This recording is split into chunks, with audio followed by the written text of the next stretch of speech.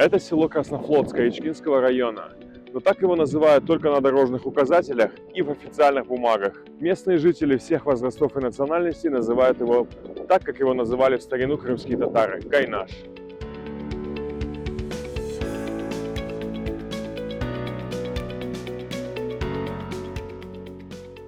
Краснофлотская.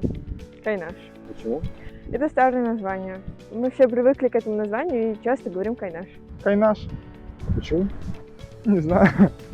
По жизни все от стариков перешло. Кайнаш да Кайнаш. Все привыкли как-то Кайнаш, Кайнаш. Везде вот звучит просто Кайнаш. Краснофлотская употребляется очень редко. Туристы могут Краснофлотская, а местные все называют Кайнаш. Родители переехали сюда в 90-е, и уже в те года все равно все называли Краснофлотская Кайнаш.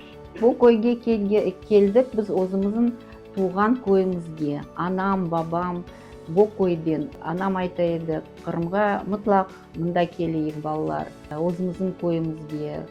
Бұл жерде бек яқшы, бек дамны су. Бұл айтайды даже такая поговорка дегенде шейін. Қайнашны көрсеткен екі сарай. Су дегенде Антайлы Қайнашқа қарай.